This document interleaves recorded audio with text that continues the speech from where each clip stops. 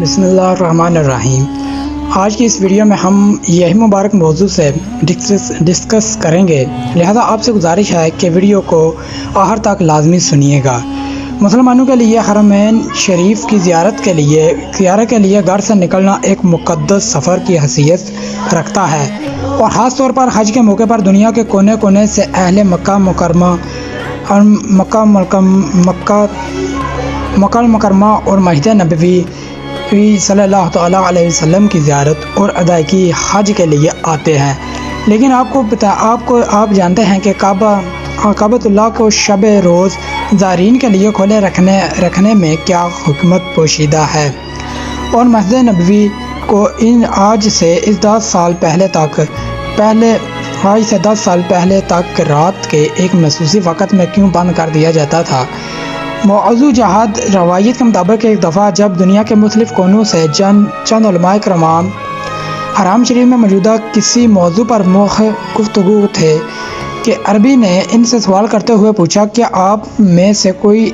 عرض قرآن کی وضاحت کر سکتا ہے کہ خانہ کعبہ زائرین کے لیے ہر وقت کیوں کھلا رکھا جاتا ہے، جبکہ مسجد نبوی صلی اللہ علیہ وسلم کو رات کو ایک مخصوص حصے میں ایک خاص وقت کے لیے بند کرنے کے پیچھے کون سی طرحی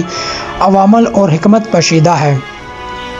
جس پر ایک صاحب دل نے آیت کرسی کی تلاوت شروع کر دی، جس میں ارشاد باری تعالیٰ ہے کہ اس کے سوا کوئی معبود نہیں جو ہمیشہ قائم اور زندہ رہنے والا ہے، اور جسے نہ تو اونگ آتی ہے اور نہ ہی نیند۔ اس کے بعد انہوں نے وضاحت کرتے ہوئے کہا کہ یہ خانہ خدا ہے، جس سے ملنے اور اس کے گھر کی زیارت کے لیے بندگاہ خدا پر وقت کی قید نہیں ہے، اور یہی وجہ ہے کہ اسے خانہ خدا کو کسی بھی لمحے بند نہیں کیا جا سکتا۔ جس کے بعد انہوں نے مسجد نبوی صلی اللہ تعالیٰ علیہ وسلم کو کچھ دیر کے لیے بند کرنے کی وجوہات بیان کرتے ہوئے فرمایا کہ یہ سلسلہ عمر خلیفہ کے دور سے جاری ہے،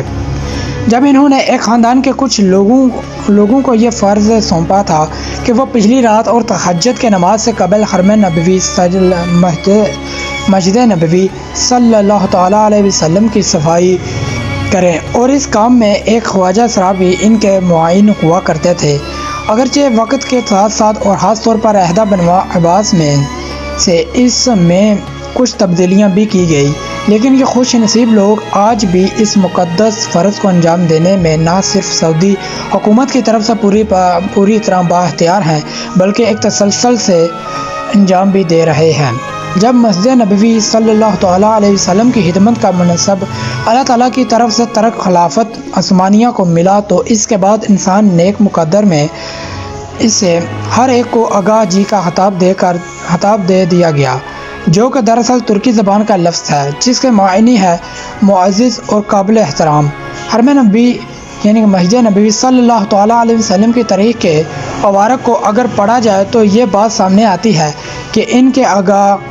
صاحب، جو کہ دراصل خواجہ سرا ہوتے تھے،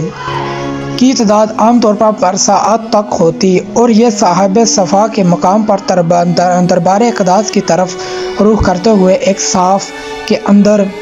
میں بیٹھے کرتے تھے، جبکہ اس کے ساتھ ایک گوجرہ شریف میں انہی کے استعمال میں رہتا، جس کی چابی ان کے سربراہ ایک خواجہ سرا کے کمرے کے ساتھ لٹکی رہتی، اور یہی وجہ خوش نصیب لوگ تھے جن کو دربار اقدس صلی اللہ تعالیٰ علیہ وسلم کے اندر تک رسائی حاصل تھی۔ یہی خوش نصیب آج بھی روضہ اقدس صلی اللہ تعالیٰ علیہ وسلم کی صفائی کا مقدس فرض سر انجام دیتے ہیں۔ یہ معزز لوگ نماز عشاء کے 1 گھنٹے کے بعد لوگوں کو حرم نبوی یعنی کہ مسجد نبوی صلی اللہ تعالیٰ علیہ وسلم خالی کرنے کا حکم دیتا ہے، جس کے بعد تمام دروازے بند کر کے روضہ طہار کی صفائی کی جاتی ہے، اور پھر تہجد کی نماز کے وقت دوبارہ اسے کھول دیا جاتا ہے۔ لیکن بعض ارزاں شاہ عبداللہ محروم کے دور میں اس طریقہ کار میں کچھ تبدیلیاں کر دی گئیں، اور یہ حکم نامہ جاری کیا گیا کہ لوگوں کو رات کے وقت مسجد نبوی صلی اللہ تعالیٰ علیہ وسلم کے اندر آنے سے محروم نہ رکھا جائے۔ اس کے بعد آپ گزشتہ 10 سالوں سے زائرین کے لیے باب السلام اور باب البقیہ کو 24 گھنٹے کھلا رکھا جاتا ہے، جو کہ ریاض الجنت اور روضہ الطہار سے قریب ترین ہے، جبکہ مسجد کے باقی حصوں کو صفائی اور غسل کے لیے بند کر دیا جاتا ہے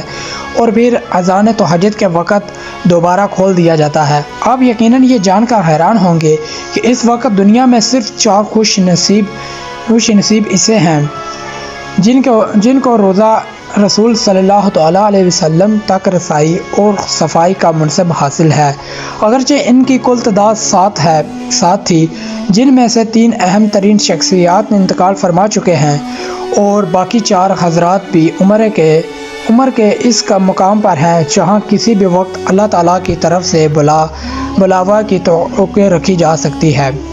آخر میں ہماری دعا ہے کہ اللہ تعالیٰ دنیا بھر کے مسلمان بالخصوص جو اللہ تعالیٰ کے گھر کی زیارت کی تڑپ رکھتے ہیں